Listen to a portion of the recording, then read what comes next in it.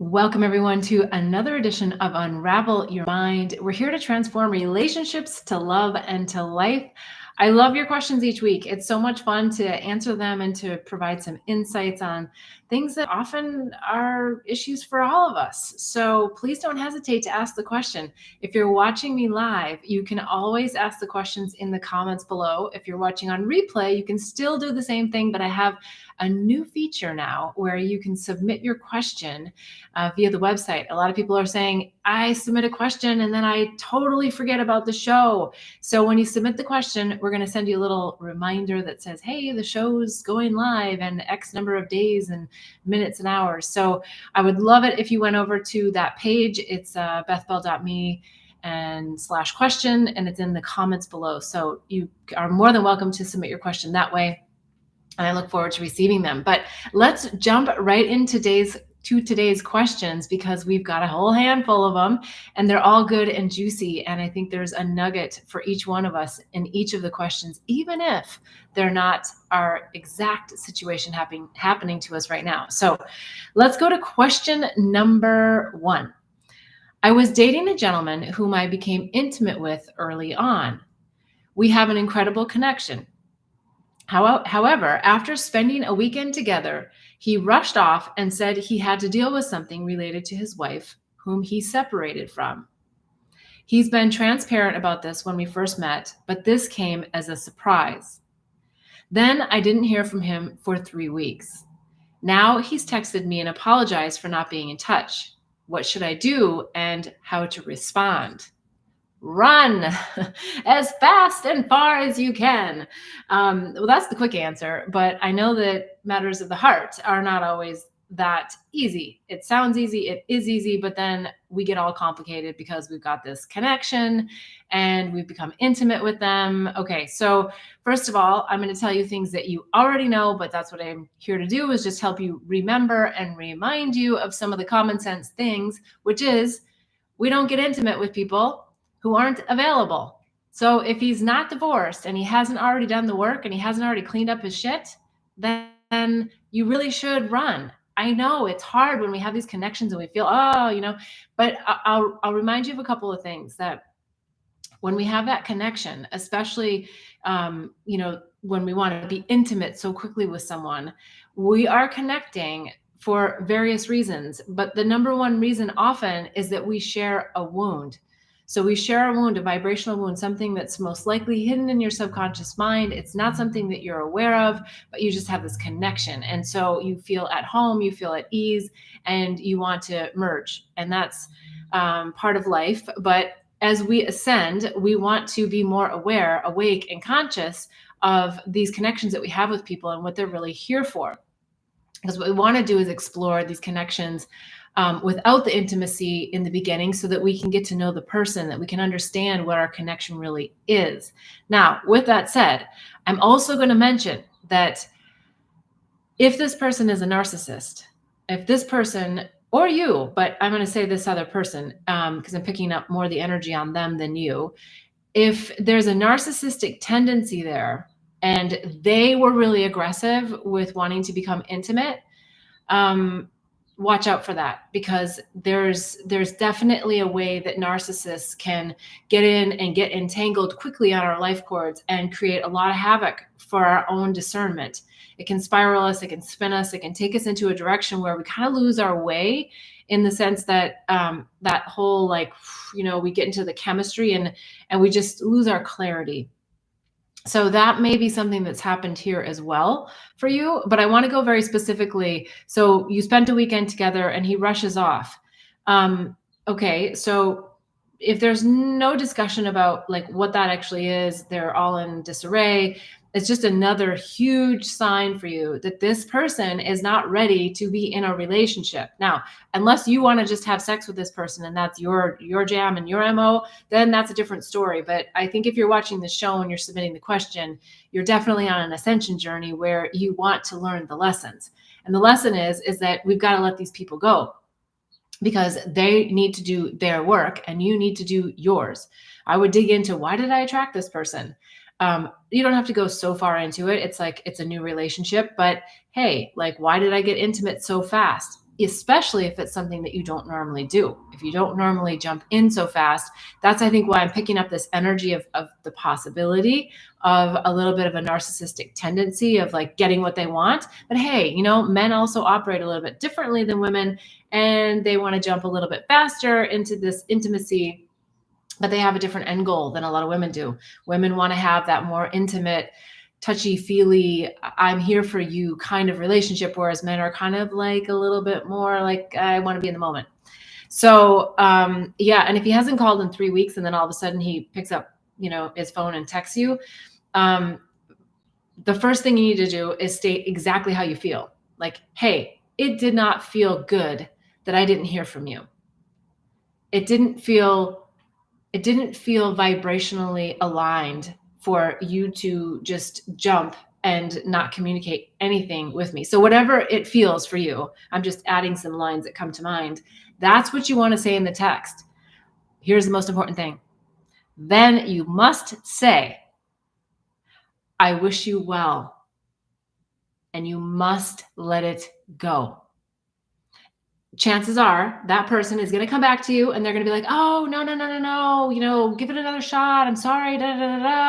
If they do that, you know that it is an absolute no-go. If they say, thank you, I will be back in touch on the backside of all of this. I so appreciate your support. Then great. Then have that warm, fuzzy feeling about them. And we're always going to shine the light for them, but you're really going to just let them go.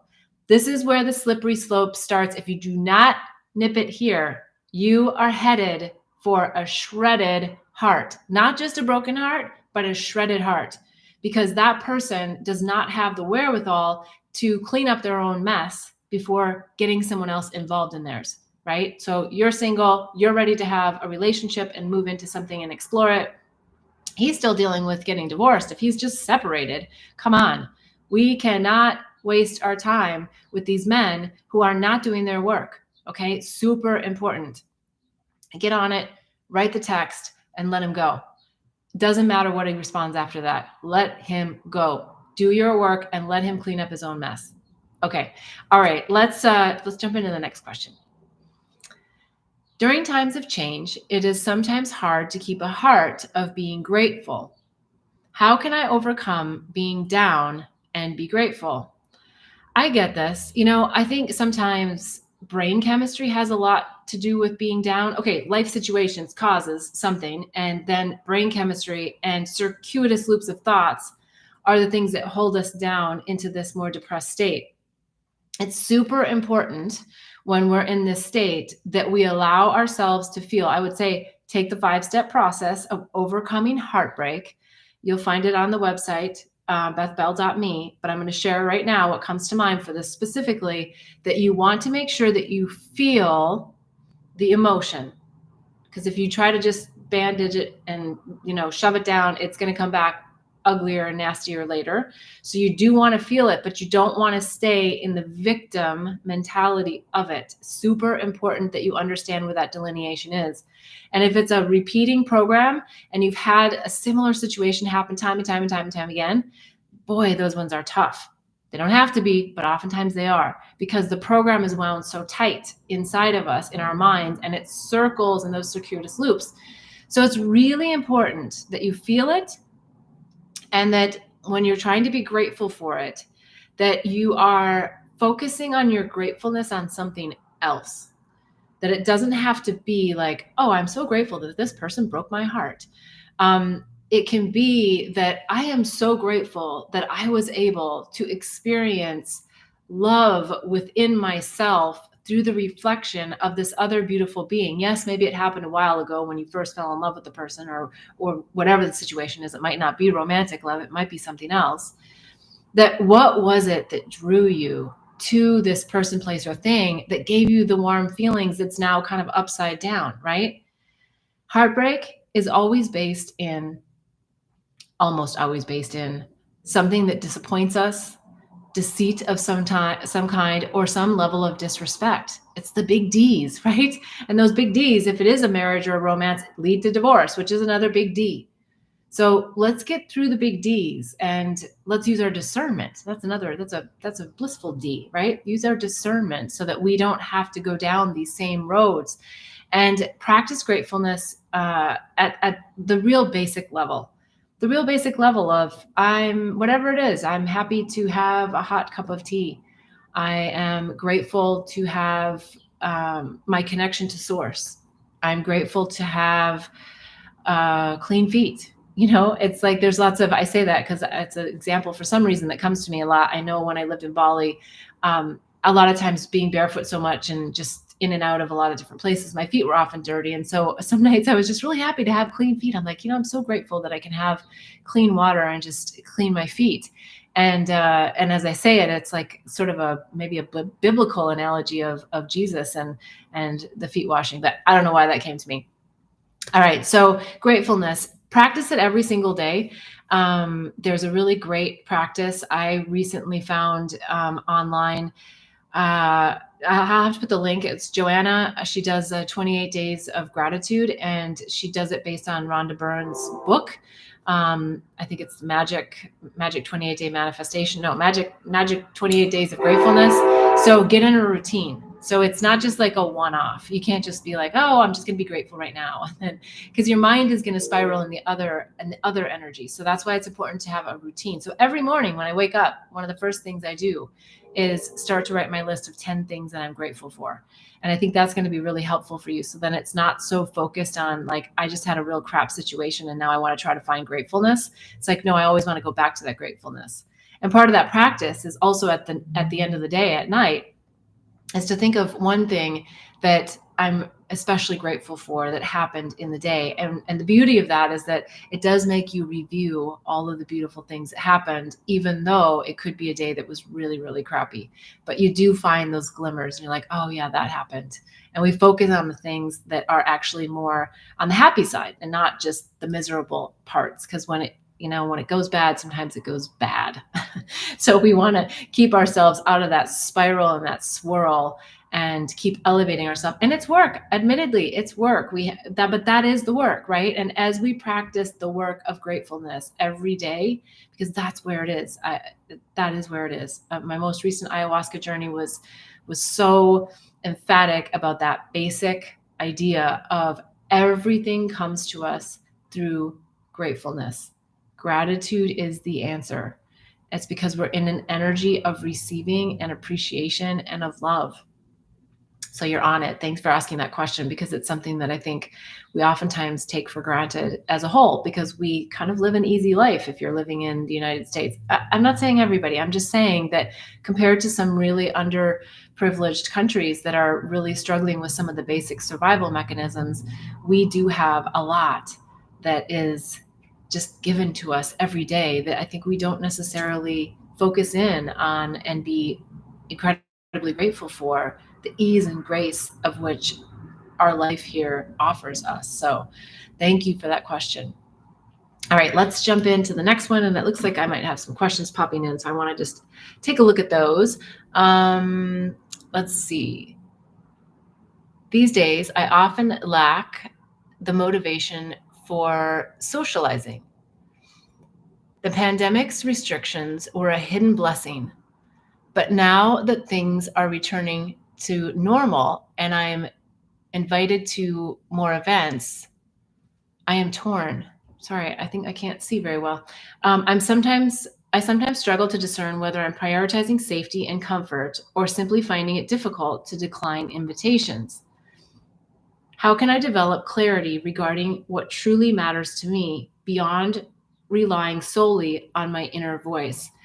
This is a great question. And I'll tell you why, because I do think that the pandemic tweaked us all in some good ways, and then in some ways that are like, yeah, that rub. So I feel you.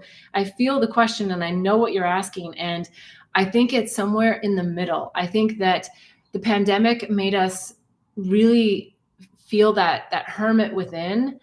We had to get comfortable with it. We had to go in and be really introspective.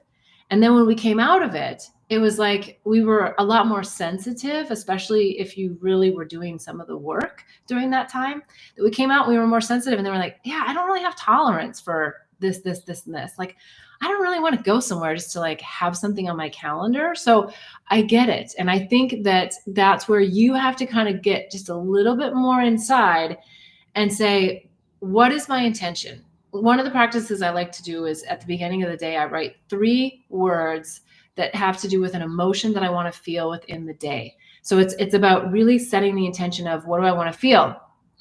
And then when you have an invitation to something, you can say to yourself, just like feel into yourself, try to get out of the mind, but the mind is always going to be there. And so that's fine.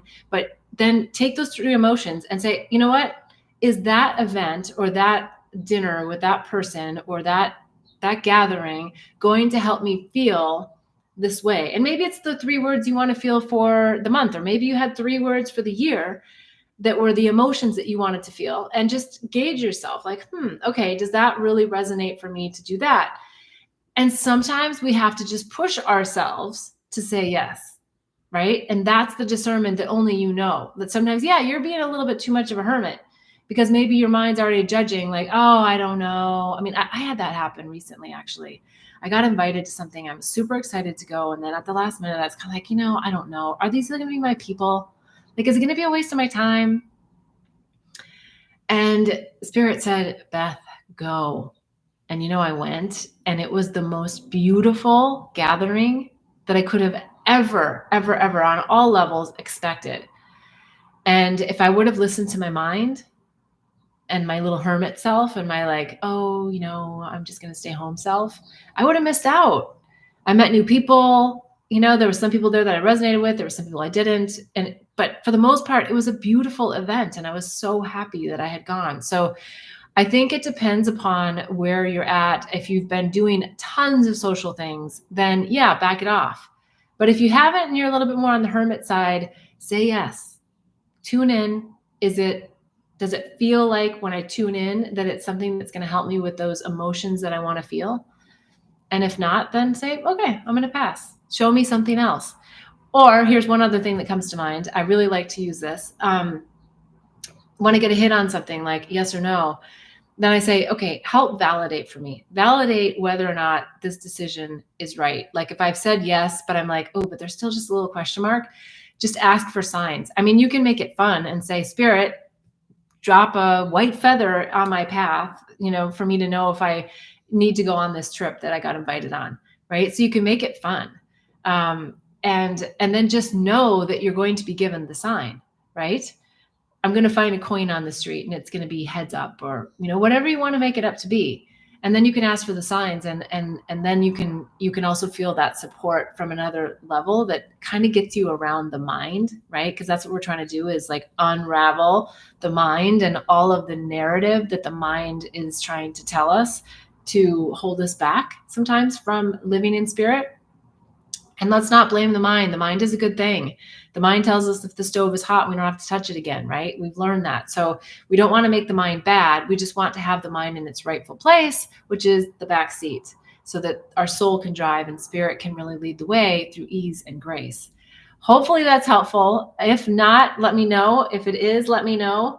I'm looking at the comments, and yeah, so thank you so much for asking that question. It's a great one. And I think one that a lot of us are I'll say struggling with, but grappling with as we come out of such an interesting time, and as we're about to move into even more interesting and possibly turbulent times, depending upon how you want to look at it. All right, let's jump into the next question. Will I ever love again? I'm 62. I've had big loves and big disappointments. I want that heart-stopping love again, but recently read that is a red flag, and that lasting love steeps and red-hot love blinds us. Well, there's a lot of good juicy nuggets in the question itself. I want that heart-stopping love again. And the first thing that comes to mind is that heart-stopping love is within you, and I know you know that. So what if we just took every stranger that passed our screen, like we're out walking, and we took every stranger and we just projected that idea of heart-stopping love. I'm not saying like romantic love and like you're, trying to pick people up on the street. I'm not saying that. I'm just saying that what if we were like, wow, that person just exudes love and light, and that's so exciting. And you kind of like feel into, use one of your big love examples. Remember one of those people that popped into your life unexpectedly. You're just going along and then all of a sudden, boom. And so if you do that with other people and just without the expectation that there's going to be any romance or that they're going to respond in the same way, you will energetically be feeling within yourself that big love, and you're going to be pushing it out there to the people around you and next to you. And what that does, as you know, puts out that little like kind of butterfly effect of energy to where, yeah, it's impossible for goodness to not come back to you. Maybe it's not in the very next person, or maybe it's not in the next 5 minutes. Maybe everybody walking around you is grumpy. I don't know. But you know where you are and the energy that you're putting out there in a super gentle, fun, and kind and loving way. And you're going to attract people back. Today's Sunday. Oprah had Super Soul Sunday. So why don't we use our own, Super Soul Sundays and go out and really just let our heart light shine out there and see what comes back just for fun. And if at the end of the day, nothing comes back, nobody smiled back at you, which I almost would find impossible, depending on where you're at, then just feel into the fun of the interactions that you had, that, hey, I got one more person to smile, or, hey, I actually approached someone and talked to a stranger because I smiled, I threw my light, made them smile, and we started talking, and I wouldn't normally have talked to that person. Right? So don't do it to a level that it's exhausting. I'm not saying that. You don't have to go be like super energizer bunny socializer. I'm just saying, like, put it out there and ask for it to come back on a similar vibration. And also, if you do get like some more negative things that are happening, then that could be a sign that there's something bubbling up within you that you are asking them to reflect back to you, right? So if you're getting a lot of grump, or you're getting a lot of negativity or not receptivity, then that could be the universe showing you that, hey, maybe there's a receptivity level within you that you want to work on. So just use the external world as a screen. It's like you're watching your own movie, you're creating your own movie, and just see what comes back to you without the expectation that by the end of the day, you're going to be madly, deeply in love with someone. I know it's happened. It's happened to me. It's happened probably to you. But that's not what we need. So kind of to that next part of your question / comment was, about the heart-stopping love, but recently read that is a red flag. I don't know that we have to deem anything as a red flag. I would say that that does potentially mean that there is a wound that you're connected to. It kind of goes back to the first question that we were on today, that oftentimes that red hot chemistry, really does attract us based on wounds, and or someone else really has another agenda that they are wanting to pull you in and suck off of you.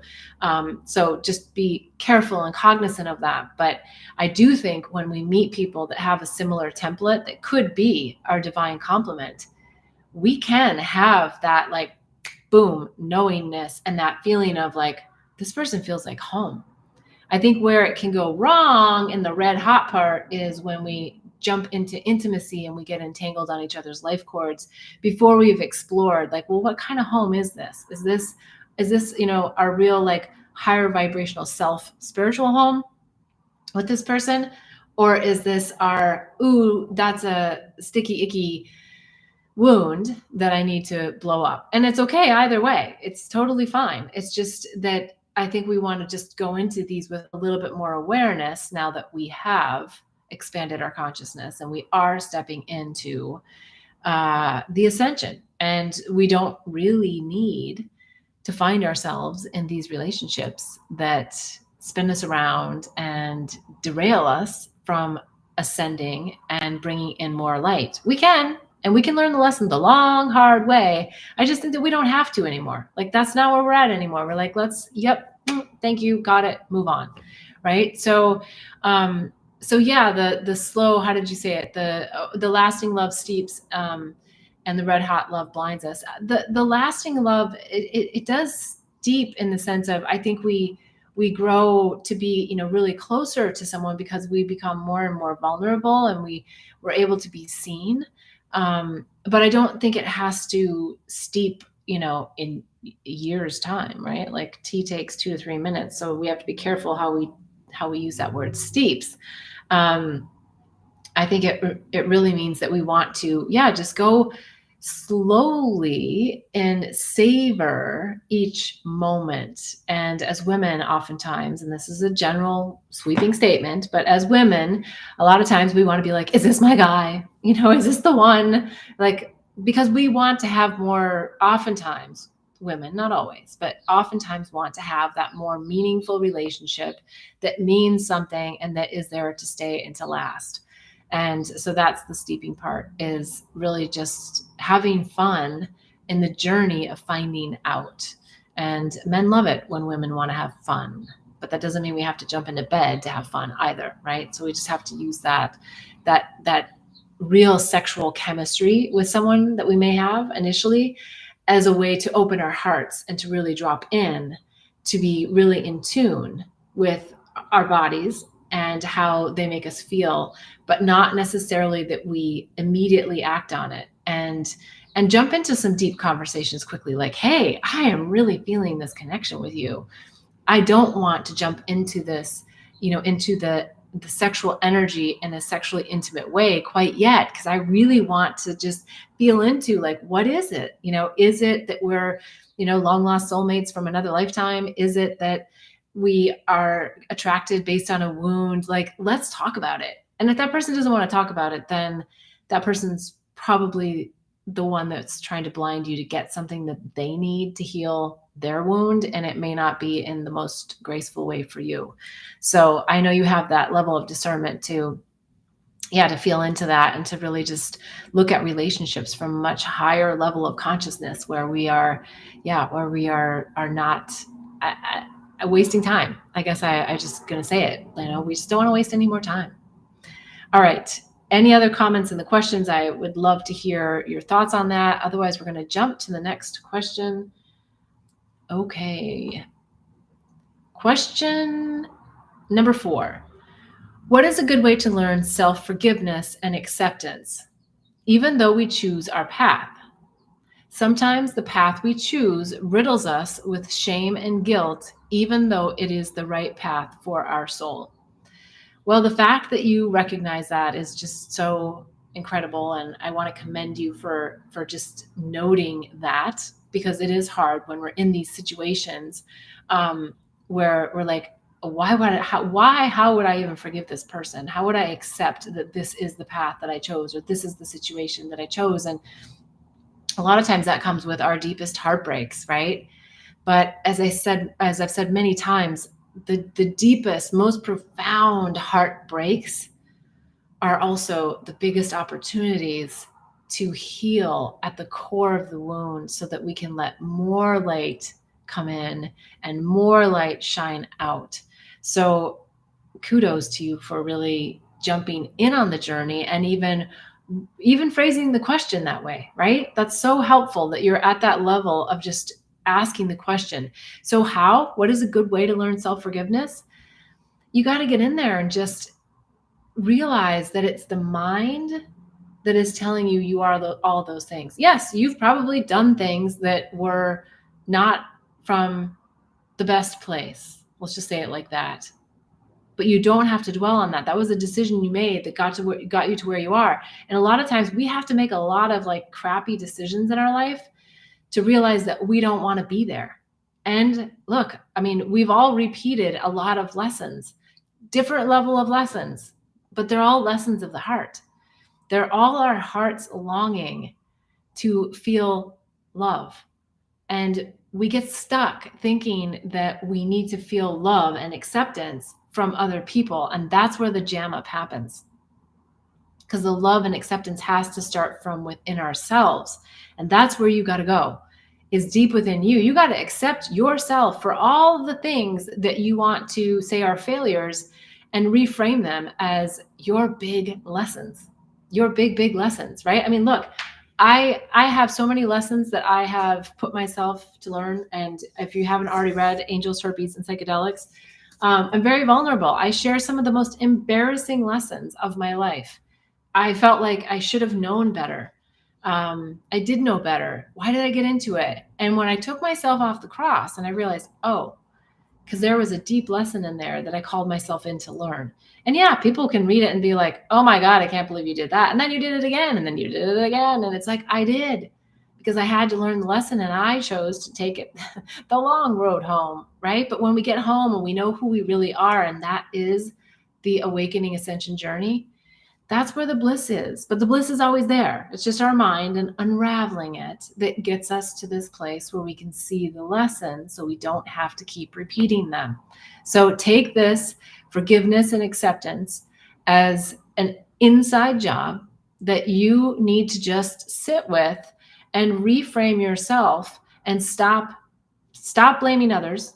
Number one, if you are, and number two, stop blaming yourself, because you called it in, you chose to do it, repeat it, and live this life. And you even acknowledge that, you said sometimes the path we choose riddles us with shame and guilt, even though it is the right path for our soul. Stay on that path.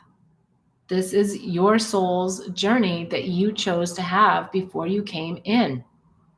And in every moment of now, you have the choice that you can make to change the trajectory of where you're headed. And that's where it feels like you're at, my friend, like at this really incredible place to be able to take a different road. And all that you learned from all of the decisions that you're saying are, bad, are probably the things that you're here to teach, and to teach others by example. So we don't need to look at all of this stuff as bad. Like when we heal ourselves and we shine the light and we show the way for others, that's so beautiful. And I feel that's really where you're headed with this, is you're asking all the right questions and you're going deep, and just stay present to know that your heart is whole, and that through the illusional veil, we have to do these lessons that we set ourselves up for. And so sometimes that's a blocked heart, a broken heart, a healing heart, right? That gets us to that whole heart. All right. Sending much love to you on that. Let's go to the next question. Sometimes I get activated, a new word to use instead of triggered, I guess, and say something to a friend or family that I regret. It just comes out. How can I better control these impulsive and negatively impacting comments? Is it because there's unresolved frustration? Is it just being passive aggressive? Is it tied to unexpressed emotions? I would love to know how to be better. I love that you're asking all of those questions, because it just says that you really are awake and aware. You really are tuning in and wanting to understand. And a couple of things come to mind. One is absolutely there's deeper stuff there, and whether it's that person or not, because sometimes the people that aren't actually triggering us or activating us, or let me say it this way, the ones that aren't really triggering us but they're activating us to feel something within, are the easy targets for us to say something to, because we don't actually have the issue with them. And then that person kind of takes the brunt of what our underlying frustration is, an emotion that we haven't dealt with. Because let's remember that anger is only a suppressed emotion. I'm not saying you're angry. I'm just saying that you suggested that, you say something that you feel is a little bit more negative, and that kind of has a flavor of anger to it. So that's definitely a suppressed emotion, something you haven't said. But I'm getting the feeling that a lot of times it's not suppressed emotion that's actually about that person, that it's actually something else and someone else that you haven't been able to open your chakra, your throat chakra, to actually say it. And so you say it to the person who isn't going to challenge you. And maybe that's not exactly where you're at with it. Maybe it is the direct person. But either way, I think that it's the same thing. That, yeah, acknowledge, like, what is it? Go home, journal. I mean, not go home immediately, but like when you're have time to reflect on it, don't just brush it under the rug. Like, really go home, sit and journal about it, and just say, what was it? What was that deeper thing? And when you get into that quiet moment, right, light a candle and say, look, higher self, come and speak to me. Let's transcend the mind. Let's transcend the program of whatever it is here. And let's get right to what is the core of this? Why did I say that to so and so? Why did I say it in that way? And sometimes it's your energy, and sometimes it's their energy. Sometimes it is their energy. Sometimes you're just in that vibrational field of which they are in. And when you meet there, you just have that reaction to say it to them in a way that's not. But I wasn't really picking that up in the question here. It did feel like it was very much about you. And so that's one way. The other thing, that comes to mind, and I don't know what your age is, and I'm not trying to make this sound discriminatory as far as age goes. I don't mean that.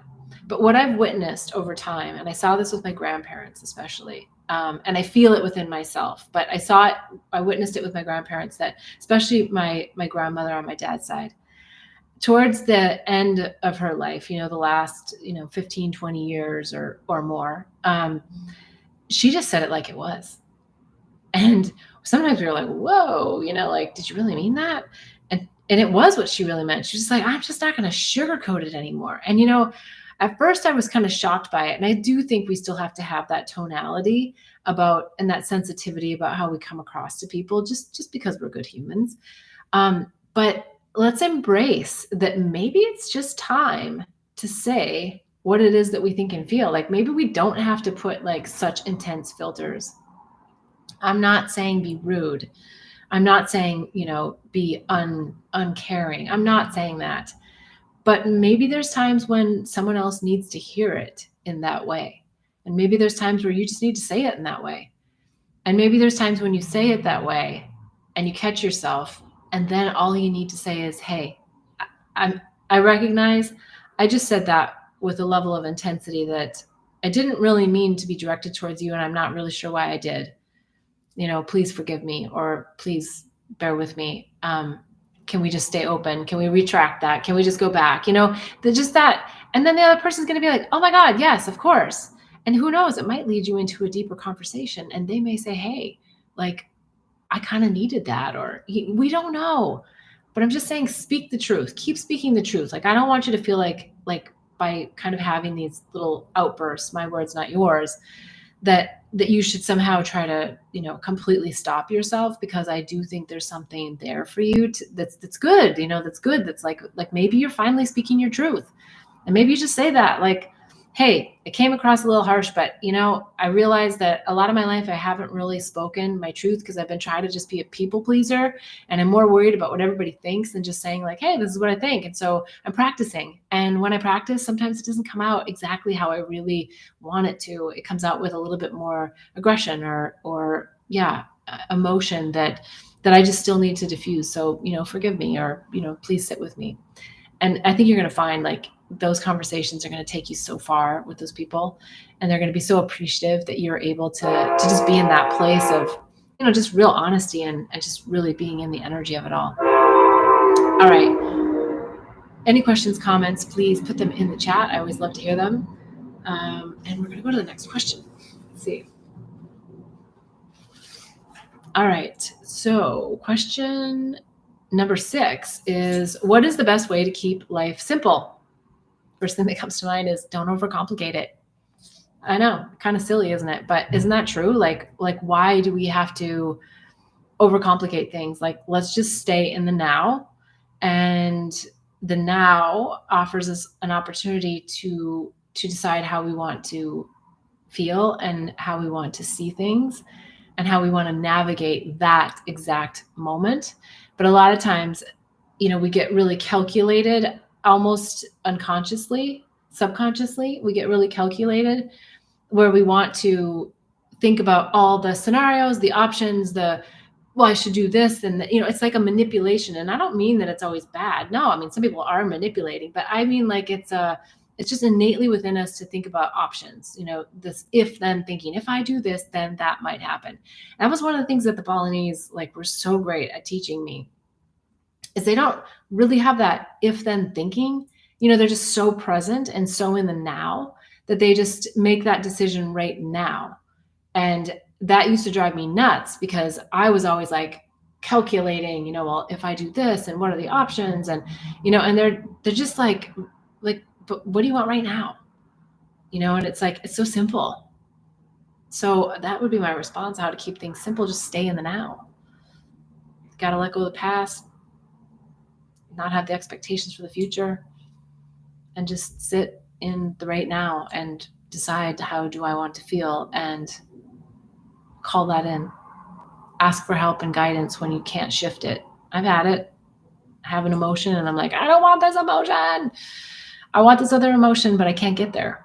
In those moments, that's where you surrender and you just allow spirit, your higher self, to guide you into a different place. And, sometimes we have to just go into that emotion and feel it to be able to release it. But then there's a time to pull on our big girl, big boy pants and keep walking along and do something else that does shift our state.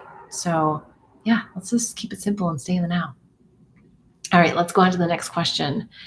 Question number 7. I don't want to be political, but what do you think of the presidential candidates? Who can take us into the new earth?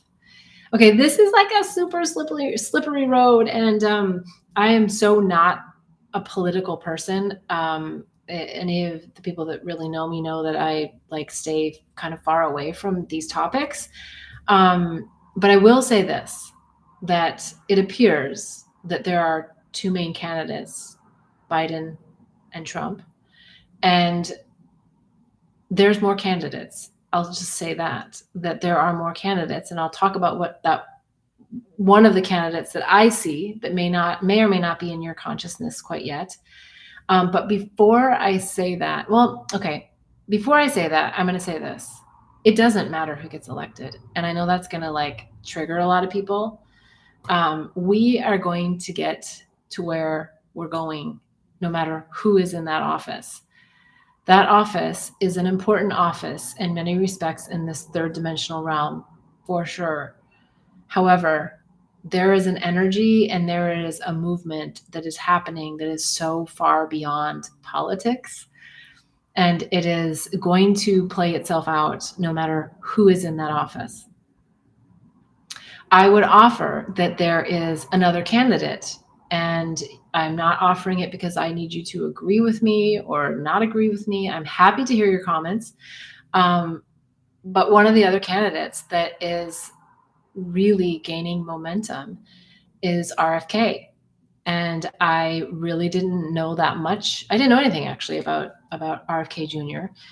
until probably 6 months ago, when a dear friend of mine, the founder of UGG Boots, said to me, you should really take a look at this. And I'm like, yeah, but I'm not political. I don't even I just don't like to spend my time there. I just feel like my vibration is meant to be in the community right here, right now. And that some of the political aspects can be really draining. And so I heeded the call and I started listening to some things. And, I was like, wow, I have been so educated on history, on politics, on censorship, on all these different things that I didn't know. And he's an attorney. He's an environmentalist. He's from a famous family, the Kennedys. He knows a lot of famous people. I'm not saying that any of these things have to matter. I'm just saying that it does expand your awareness about how systems work and what's happening on planet Earth. He brings a lot of interesting things to the table. And what I find maybe the most interesting is that the media, the mainstream media, is doing their very best to not have him be seen in the mainstream media. And now that they are kind of starting to do this, show him a little bit, it's also very interesting that they're using some scare tactics about, well, with RFK on the scene, then Trump is going to win because he's pulling votes from Democrats, like scaring people to not vote for him so that they can get their party in. And I'm just saying, like, people, we are so far beyond political parties right now. Like, that is the main calling here. And that's the only reason why I'm addressing this question, is because this time and space reality has very little to do with politics. And again, I understand I might be triggering some of you, but it's about unity. It is about seeing and viewing things differently. And the old two-party system is broken. It's broken, obviously, to me. And I am no scholar in the political history, but it's broken clearly to me because we have a narcissist as a candidate and a gentleman who has dementia. I love my parents dearly, and they're, in the 80s, early 80s. And there is no way that I would want them to run as president. I wouldn't want to run as president because of just, the mental capacity that it takes, the energy that it takes to hold that space. So we're looking at a narcissist or someone with dementia as our two candidates, and is there anybody that can argue that there's something not broken about our system if that's who we have as the shining candidate? It's just odd, isn't it? So just sit with that. Just before you want to, just sit with that. And I'll also say that if you do listen to the RFK interviews, Joe Rogan's interviewed him, so he's very mainstream. Maybe he resonates for some of you. Aubrey Marcus has interviewed him. So many people have interviewed him now.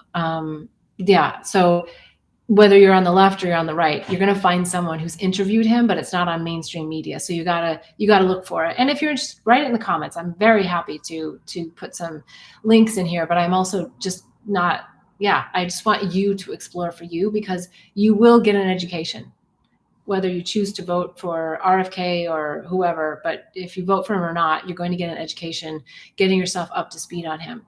But again, whether it's Biden, RFK, or Trump, we are headed in the same direction. It might happen a little bit faster, a little bit more, I don't know, the word violent comes to mind with Trump. I don't know. It might be a slow burn with Biden. I don't know. It might be a lot of hand-holding and kumbaya with RFK, and it might be just fighting so much that nothing can be done. But the underbelly is coming up, and that's the point. The underbelly is going to come up no matter who is in that office. I'm just saying, educate yourself. Be open. You're going to learn a lot if you do look at RFK. You're going to learn a lot. And if you're listening to my channel, I know that you are on the awakening journey. And I would be really surprised if you didn't feel enlightened from a political perspective a little bit, like just to see some of the energies at play. If you can get beyond the politics, if you can get beyond the ideations of Republican and Democrat, like you really have to just open your mind and not be so staunch on a two-party system. Okay, spent way amount of time on that. I'm happy to hear your comments on it. And let's just be nice, be kind, just like, let's stay in this together. It is about unity. We are wanting unity consciousness here on planet Earth. And so the way we get there is through an open heart. And that's the most important thing to remember. All right, let's jump to the next question. I think, we are down to the hour. All right, I'm gonna answer this last question. Do you have any great conversation starters to use with family and friends to have deeper conversations and a deeper connection? I want to feel more connected with friends and family, and I'm not always sure how to start conversations that lead us there. What are your recommendations? Start with the heart. Start with heartfelt questions, and also recognize that some people aren't ready for the deeper questions. And so if you're finding that resistance with family and friends, then they may not be there. You may be there, but they may not be there. But start with the heart. Hey, how are you feeling today? Oh, I heard you say this. Like, how do you feel about that? Oh, that happened. gosh, I can imagine that that might create some emotion. What's happening for you? Like, how are you able to work with that, knowing that that's so impactful, right? I'm just making things up that come to me that are those heartfelt words, those like, share more. Ooh, I would love to hear more about that. Those kinds of things, right? They're open-ended, they're grounded. And one of the techniques I think to really do it is when you're right there in front of the person, that you make eye contact and you breathe deep. You just breathe in and release. You don't have to make it dramatic, and you don't have to let them know that you're doing it. But you do it just to feel the air and grounding within you. And then just ask more questions. Ask them how they're feeling about things, not what do you think about it. And if something gets really charged, like the emotions are like way off the top, then just take it back and, again, gosh, acknowledge, I see that you really feel fill in the blank, angry about that, or you feel really emotional about that. And you don't have to say anything more. Just acknowledge and validate that they're having a feeling and emotion. But you don't have to go to the next step of like trying to solve it for them or any of that. Just validate it. And then pause. The pregnant pauses are sometimes the hardest to do. And just let them speak. And if they're not ready to speak, love them for that too. Just allow them to, yeah. And sometimes we activate, trigger people by letting them feel heard and seen. And that we also just let them do their free will. They're on their journey, you're on yours. And the more we can stay centered and grounded in our light, healing our wounds and shining our light brightly out there, the more effective we're going to be, and being happy and being blissful and helping others, because we're going to be shining the light and leading the way. All right. I am always so appreciative of all the questions that you ask. Please go to bethbell.me. There's so much happening over there. Lots of new stuff being launched. You can ask more questions. There is the Awaken Inner Wisdom community membership coming. It may already be there if you're watching this on replay. So please come to bethbell.me. The Awakening Healing Handbook, Psychedelics Resource Guide, Herpes Handbook, so many resources, the Angels, Herpes, and Psychedelics book if you haven't read it. I would love to share more stories with you, more insights, more wisdom, and I can't wait to see you next week. Please join me 11:11 Sunday mornings. All right, until then, wishing you much bliss and love.